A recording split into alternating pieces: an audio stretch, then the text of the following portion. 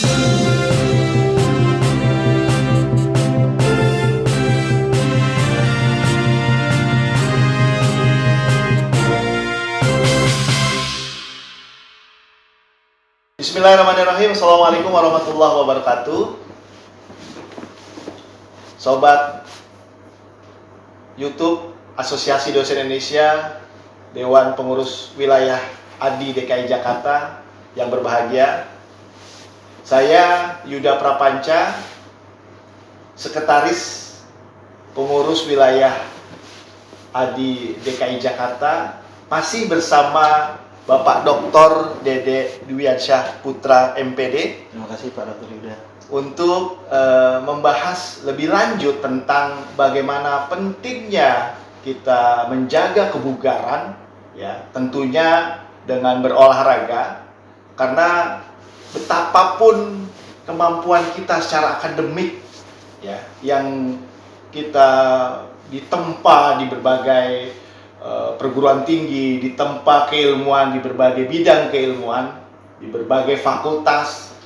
Namun kalau tidak didukung dengan kesehatan, didukung dengan kebugaran, tentunya kita juga tidak akan mampu bersaing, ya. Sedikit saja mungkin kalau kita tengok begitu ya, di berbagai kesempatan peluang kerja itu, yang pertama juga selain akademik, kita juga diukur tentang kesehatan kita.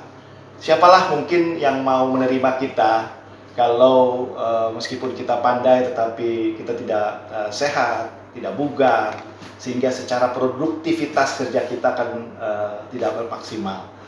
Begitu Pak Dede, ini sebagai kita dosen, ya, bagaimana kita bisa memberikan stimulus, ya, kepada mahasiswa.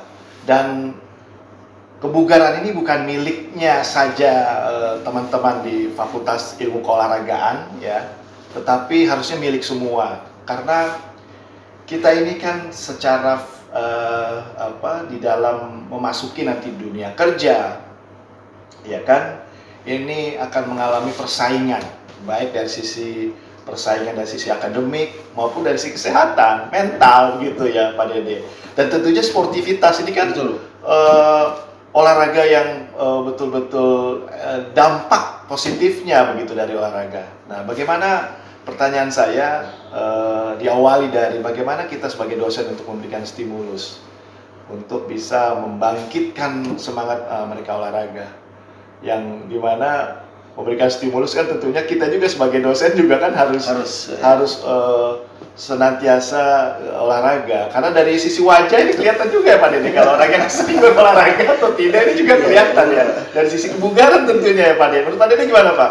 Ya, terkait dengan sekarang kita bicara ke ranah yang lebih spesifik gitu Pak. Jadi perguruan tinggi memang kalau kita bicara dari awal memang sejak dini mungkin begitu ya kita memasyarakatkan olahraga tadi misalnya di segmen yang sebelumnya gitu. Nah, tapi ketika kita bicara masuk ke ranah perguruan tinggi, karena kita bicara mahasiswa ini kan secara usia gitu Pak ya, udah masuk usia yang hampir dewasa gitu Pak ya, bahkan sudah masuk dewasa gitu ya. Jadi memang pengetahuan begitu, kemudian juga niat mereka untuk berolahraga ini mungkin sudah bisa tercermin pada pemikiran pribadi begitu ya. Kalau masih anak-anak kan masih dari PAUD sampai SD itu kan kita mungkin bisa masih memberikan arahan-arahan gitu kan, menekankan gitu. Ini kan di dewasa ini kan sudah mempunyai keinginan sendiri gitu Pak ya. Nah, memang dari awal saya bilang bahwa selain bisa menjadikan tubuh kita sehat, begitu bugar gitu ya. Tadi yang kita sampaikan bagaimana di berbagai tes itu mencari pekerjaan itu ada syarat gitu ya, sehat jasmani dan rohani biasanya. Gitu, ya Pak, ya. Kembali lagi nih Pak. Ini kan di perguruan tinggi ini kan titik di mana pos terakhir ya di jenjang pendidikan yang sampai ke S1 ya. Terakhir dalam artian bahwa setelah itu mereka akan masuk ke dunia kerja. Kalaupun mereka nanti akan melanjutkan ini kita tidak bicara itu ya, tetapi paling tidak budaya Pak, budaya Iya, olahraga sekali ini lagi. yang ditanamkan dari mulai TK, SD, SMP, SMA, lalu perguruan tinggi, yang notabene mereka setelah ini akan mencari kerja, begitu kan ya Pak. Ini budaya ini kan kalau kita lihat sedikit sekali nih mereka gemar berolahraga gitu ya. Nah ini tadi yang Pak mungkin yang perlu dijawab atau dijelaskan kepada pemirsa gitu ya. Bagaimana kita peran dosen ini Pak. Kita kan juga produk dari pendidikan kita dulu yang olahraga ini juga ya pada di mata pelajaran olahraga saja, setelah itu tidak lagi melakukan olahraga gitu ya. Atau ini mungkin hanya saya saja ya gitu ya, tidak berlaku umum ya. Tapi paling tidak bagaimana saya misalnya sudah terlanjur memang dulu di sekolah tidak begitu gemar olahraga, lalu saya menyadari bahwa kemampuan olahraga gemar olahraga ini bisa menopang segala hal gitu ya.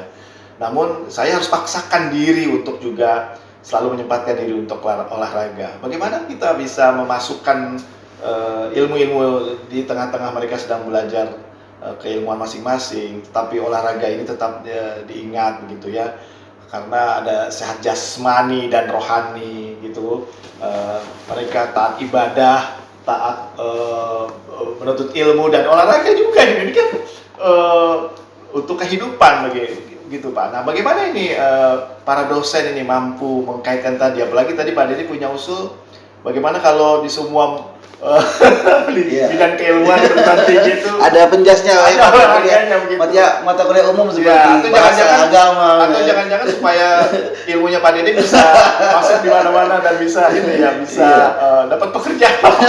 Saya sebenarnya ini aja Pak, mendengar curhatan nih dari teman-teman. Iya Pak. Iya. Silakan, Pak. Iya, terkait dengan tadi budaya olahraga tadi Pak. Memang kadang-kadang saya sebelum memberikan pelajaran misalnya ketika atau pada saat melakukan pelatihan atau pada saat memberikan materi terkait dengan penjas dan olahraga, ada beberapa hal, ada 3 poin biasanya Pak. Yang pertama, poin dalam menghadapi abad 21 ada namanya literasi ya Pak ya. Kalau kita ini kan ada literasi numerasi, literasi keuangan, budaya, sosial gitu. Nah, tapi saya biasanya mengintermezzokannya itu, menginsertkannya dengan literasi gerak gitu atau literasi gerak. Gimana Literasi gerak itu agar siswa itu atau anak-anak atau siapa saja yang saya berikan pemahaman terkait bahwa ternyata gerak itu berkaitan erat dengan kehidupan kita sehari-hari gitu. Jadi kita harus tahu gitu tujuan kita dari sini ke sana itu menggunakan gerak yang bagaimana begitu. Kalau seperti halnya yang paling sering gitu ya, ketika kita ternyata salah itu Pak, ketika banyak sekali itu saya lihat itu ternyata dalam hal mengangkat barang saja begitu yang kaitannya dengan gerak Pak ya.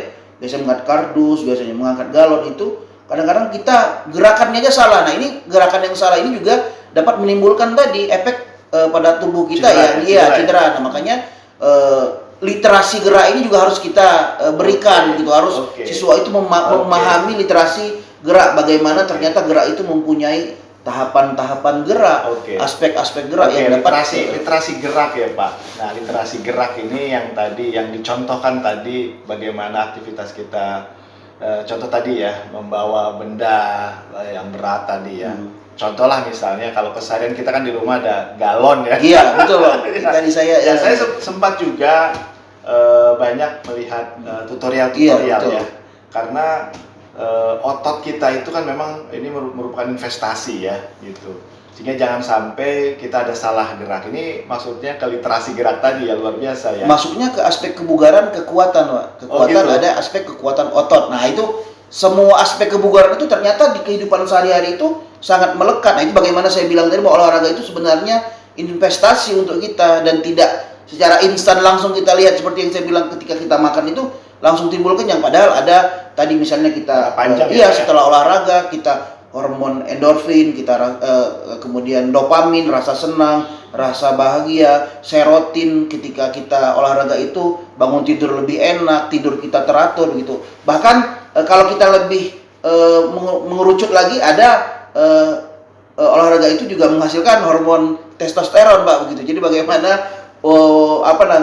bisa menghasilkan kekuatan-kekuatan otot yang berfungsi pada yaitu. Ada nggak pengaruhnya, Pak? Apakah sudah banyak yang meneliti tentang dampak positif ya dari gemar berolahraga itu akan terhindar ya atau berkurang lah paling tidak pikiran-pikiran yang negatif gitu ya, ke arah yang negatif ya, artinya misalnya mengkonsumsi makanan yang Betul. tidak sehat, berperilaku yang tidak sehat, misalnya begadang atau minuman-minuman yang sebetulnya juga itu sangat dilarang begitu ya. Artinya keinginan itu akan menghilang atau bahkan berkurang begitu ya, berkurang atau bahkan menghilang begitu. Apakah ada pengaruh terhadap pikiran-pikiran yang negatif tadi kalau kita berolahraga, Pak? Kalau kita kaitkan dengan masyarakat dan kita bicara masyarakat yang sekarang orientasinya di perguruan tinggi, mahasiswa-mahasiswa, tentu saja ini akan menimbulkan aspek yang positif dan efektif gitu, Pak. Bagaimana ketika kita bicara anak-anak muda yang sekarang lagi ini misalnya, Pak, ya, ketika terkait dengan pergaulan bebas, kemudian bahaya narkoba begitu, kemudian tawuran gitu kan. Nah, ini mungkin olahraga ini bisa menjadi sebuah aktivitas yang positif begitu ya, yang bisa mendukung kesehatan secara jasmani dan juga menimbulkan efek yang kaitannya erat dengan kehidupan sehari seperti tadi, misalnya hormon salah satu hormon endorfin itu kan meningkatkan daya ingat juga, Pak. Memori kita dalam ketika berolahraga itu juga semakin bisa. Tahan dulu, Pak. Ya, tahan dulu ini, karena luar biasa ya. Kita akan kaitkan, Pak, nanti di segmen berikutnya ya, Pak Dede. Kita akan kaitkan bagaimana kehidupan yang sehat, kehidupan yang betul-betul sportivitas gitu ya. Ini kan, lalu bagaimana aktivitas sehari-hari di dalam pengaruh yang positif terhadap olahraga. Pemirsa, rekan-rekan atau sobat Asosiasi Dosen Indonesia dimanapun Anda berada, jangan kemana-mana. Nanti kita akan bahas lagi pada segmen berikutnya yang mungkin kita akan kupas tuntas tentang bagaimana manfaatnya kita berolahraga bagi kita sebagai dosen, bagi mahasiswa yang mungkin ikut menyaksikan juga tayangan perbincangan ini ya, dimanapun Anda berada.